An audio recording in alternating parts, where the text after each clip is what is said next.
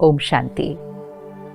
दुर्गा माँ, संतोषी माँ, पार्वती माँ, काली माँ, लक्ष्मी, सरस्वती, चारों तरफ देवियों का आह्वान, जागरण, व्रत, पवित्र जीवन, माहौल ही सात्विकता का है। क्योंकि नवरात्रि शुरू हो चुके हैं आज से। हम सब मिलकर कितनी प्यार से, श्रद्धा से, भावना से शक्तियों का आह्वान कर रहे हैं, जिनको हम कहते हैं शिव शक्ति। उनका आह्वान हो रहा है। लेकिन थोड़ा सा आज कुछ क्षण लेकर इस पे चिंतन करते हैं कि हम किसका आह्वान कर रहे हैं। उन्हें हम शक्ति भी कहते हैं, उन्हें हम माँ भी कहते हैं, उनको हम अस्त्र शस्त्रों के साथ दिखाते हैं और उनके ही चरणों में हम असुर भी दिखाते हैं। ये सब चीज़ हमें कौन से ज्ञान का अर्थ सिखाने की कोशिश कर रही है।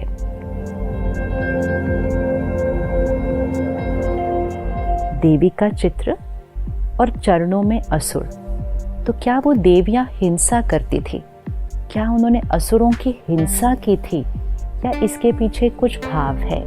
और जो शक्ति का आह्वान कर रहे हैं, कौन सी और कहाँ से उन शक्तियों को बुला रहे हैं? थोड़ा सा सोचते हैं। डिविनिटी, प्योरिटी, ये आत्मा का ओरिजिनल गुण है जो आज हम भूल चुके हैं। और क्योंकि हम अपनी डिविनिटी को भूल जाते हैं, तो हमारे अंदर के जो वाइसेस हैं, काम, क्रोध, लोभ, मोह, अहंकार, ये इमर्ज हो जाते हैं। डिविनिटी मर्ज हो जाती है, विकार इमर्ज हो जाते हैं।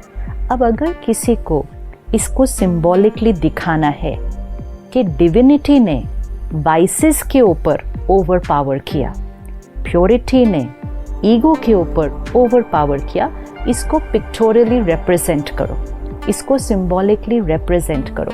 तो विकारों को हम कैसे दिखाएंगे? जैसे कहीं दिखाना होता है कि स्मोकिंग इज़ नॉट अलाउड, कहीं दिखाना है कि डेंजर है, तो हम क्या करते हैं? वो स्कल ड्रॉ करते हैं, उस पर क्रॉस लगाते हैं। तो कोई एक्चुअल स्कल थोड़ी है, लेकिन सिंबॉलिक है कि ये डेंजर है। तो वो जो वाइसेस, वो जो असुर चरणों के नीचे दिखाए हुए हैं, वो कोई असुर नहीं है फिजिकल, वो हमारे अंदर की आसुरी वृत्ति, विच मीन्स हमारे अंदर की नेगेटिविटीज़, हमारे अंदर की रॉन्ग हैबिट्स, हमारे अंदर की वीकनेसेस, हमारे अंदर के विकार, jealousy, hatred, hurt, rejection, manipulation, control, domination, the list is long. लेकिन क्योंकि हमने ध्यान नहीं रखा, हमने अपने अंदर के असुरों को जागृत करके रखा हुआ है। अब वो दिन आया है कि हमें अपने अंदर की डिविनिटी को इन्वोक करना है। और जैसे जैसे डिविनिटी इन्वोक होती जाएगी, मतलब डिविनिटी इमर्ज होगी, तो वाइसेस अपने आप मर्ज होंगे। वाइसेस इमर्ज होते हैं तो डिविनिटी अपने आप मर्ज हो जाती है, क्योंकि at one point of time एक ही क्वालिटी का संस्कार जागृत हो सकता है। तो देवियों का आह्वान करना मतलब इन्वोकिंग द डिविनिटी। तो देवी वहाँ ऊपर से आह्वान नहीं करना है, अंदर से डिविनिटी का आह्वान करना है, क्योंकि हर आत्मा के अंदर डिविनिटी भी है और हर आत्मा के अंदर वीकनेस भी है। तो वो जो दिव्यता है, जिसको आज हम प्यार से याद कर रहे हैं, बुला रहे हैं, वो भी हमारे अंदर ही है। और वो जो असुर जो हम पैरों के नीचे दिखा रहे हैं, वो भी हमारे अंदर ही है। नहीं तो देवी, जिनके लिए हम कहते हैं 16 कला संपूर्ण, मर्यादा पुरुषोत्तम, अहिंसा परमो धर्म, जिनका अहिंसा धर्म था, उनको हम हिंसा करते हुए कैसे दिखा सकते हैं? और क्या देवियां अष्टभुजाओं के साथ पैदा हुई थी? अष्टभुजा, आज अगर आपके घर में एक बच्ची पैदा होती है जिसकी अष्टभुजाएं हैं, तो आप तुरंत क्या करेंगे? शायद सबसे पहले तो डॉक्टर वो सर्जरी कर देगा, क्योंकि वो अष्टभुजा कोई लिटरल फिजिकल 8 आर्म्स नहीं है। वो आत्मा के अंदर की अष्ट शक्तियाँ, 8 पावर्स ऑफ द सोल, जिससे वो डिविनिटी इमर्ज होती है। क्योंकि भुजा शक्ति का सिंबल है, पावर, यू से इज वेरी पावरफुल, फिजिकल तो हैंड का सिंबल है। और हर भुजा के अंदर एक एक शस्त्र है, शस्त्र नॉलेज का है। तो क्या भावार्थ है? ज्ञान के शस्त्र को लें, आत्मा अपने अंदर की शक्ति को यूज करे, और जब ज्ञान के शस्त्र से आत्मा शक्ति को जीवन में यूज करेगी तो डिविनिटी इमर्ज हो जाएगी, और जब डिविनिटी इमर्ज हो जाएगी विकार मर्ज हो जाएंगे। तो अष्टभुजाधारी अर्थात अष्ट शक्तियों वाली डिवाइन आत्मा, तो आज अपने साथ पुरुषार्थ करते हैं कि मुझ आत्मा की वो जो अष्ट शक्तियां हैं, सहन करने की शक्ति, सामना करने की शक्ति, परखने की शक्ति, निर्णय लेने की शक्ति, सहयोग देने की शक्ति, बहुत सारी शक्तियां हैं। और आज हम बहुत इजीली कह देते हैं मेरे अंदर तो शक्ति ही नहीं है, मेरे से तो सहन ही नहीं होता, मैं नहीं सबके साथ एडजस्ट कर सकती, और एडजस्ट करूँ तो कितना करूँ, मैं ही सबका एडजस्ट करूँ, मैं ही ये हमने कहते कहते क्या कर दिया, अपने अंदर की शक्तियों को कम कर दिया। तो ये 9 दिन शक्तियों का आह्वान करना है। और शक्तियों का आह्वान करने के लिए हम क्या करते हैं? सबसे पहले जागरण करते हैं। अब सोचने की बात है, देवियों को याद करना है, उनकी महिमा करनी है, दिन में क्यों नहीं कर सकते हैं?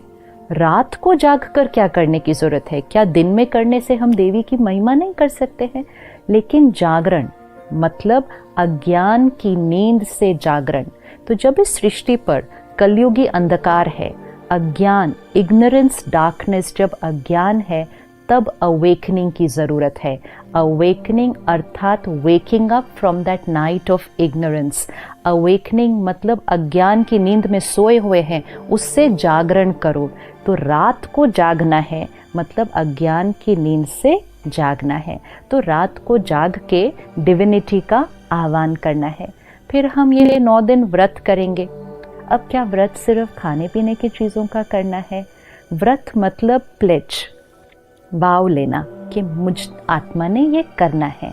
लेकिन अब हम इस 9 दिनों में व्रत को थोड़ा और गहराई से लेते हैं कि सिर्फ खाने पीने का नहीं, साथ साथ व्रत लेते हैं कि हम 9 दिन गुस्सा नहीं करेंगे, हम शांत रहेंगे, हम 9 दिन पर चिंतन नहीं करेंगे, किसी के बारे में कोई गलत बात यहाँ से वहाँ फैलाएंगे नहीं, हम 9 दिन सुबह जल्दी उठकर ध्यान करेंगे, मेडिटेशन करेंगे, हम 9 दिन कोई गलत चीज़ न खाएंगे न पिएंगे। व्रत तो बहुत सारे हैं करने के लिए, लेकिन व्रत लेना है क्योंकि व्रत करने से आत्मा की शक्ति बढ़ती है। Because we start living a life of discipline and discipline increases will power. तो एक हम जागरण करते हैं, दूसरा हम व्रत करते हैं, तीसरा सात्विक अन्न। 9 दिन प्याज लहसुन के बिना सात्विक भोजन बनाया जाता है।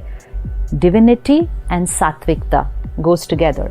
इसका मतलब अगर तामसिक भोजन खाएंगे तो डिविनिटी इमर्ज नहीं हो सकती है। तो सात्विक भोजन मतलब वेजिटेरियन विदाउट अनियन गार्लिक, लेकिन साथ साथ परमात्मा की याद में बना हुआ, बड़े सात्विक मन से बनाया हुआ खाना, सात्विक तरीके से कमाया हुआ धन पहले घर में आए, फिर सात्विक अन्न बने और सात्विक मन की स्थिति में बने, तब वो प्रसाद बनता है।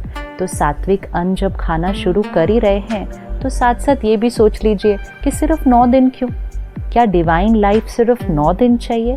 त्योहार आते हैं हमें जीवन जीने का तरीका सिखाने के लिए कि जो चीज़ हम 9 दिन करेंगे वो हम जीवन भर भी कर सकते हैं।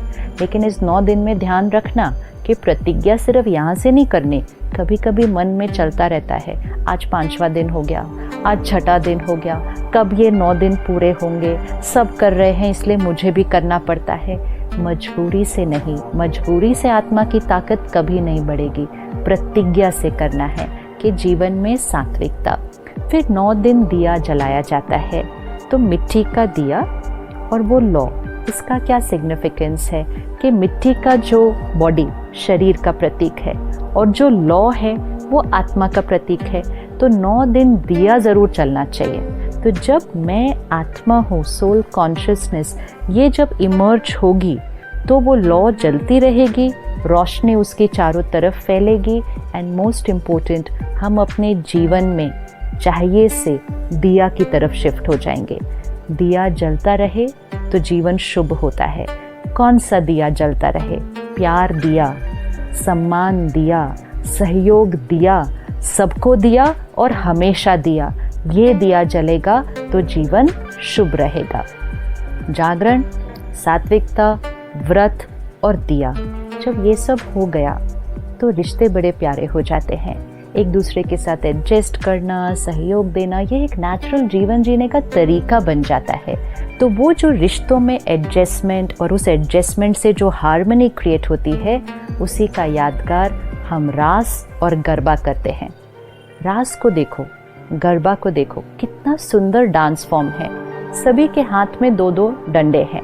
अब अगर एक के डंडे को देखकर दूसरे ने डंडा मारा और बहुत हार्मनी से चले तो वो एक ब्यूटीफुल फॉर्म ऑफ डांस हो जाता है। अगर अपना ही डंडा मारते गए तो वो ही डांस एक युद्ध का मैदान बन जाता है। ये वो लोग हैं जिनके साथ हम रहते हैं, जिनके साथ हम काम करते हैं। उनके संस्कार को देखें, उनके संस्कार को देखते हुए अपना संस्कार यूज़ करें। अगर ऐसे करेंगे तो संस्कारों की रास होती जाएगी। लेकिन अगर अपना ही संस्कार का डंडा मारेंगे तो घर में भी आज युद्ध का मैदान हो जाता है।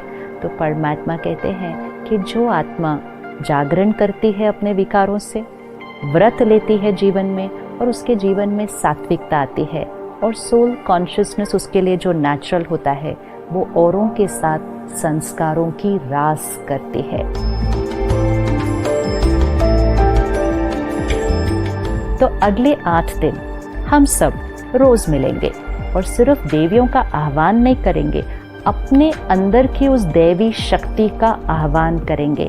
हर रोज हम आत्मा की एक एक शक्ति को लेंगे कि उस शक्ति को कैसे मुझे अपनी लाइफ में लाना है, कैसे उसको इमर्ज करना है, कैसे उसको प्रैक्टिकल लाइफ में यूज़ करना है, और साथ साथ वो शक्ति कौन सी देवी का प्रतीक है और वो देवी हमें क्या सिखा रही है। तो अगले 8 दिन हम सब मिलकर सही मायने में नवरात्रि मनाएंगे।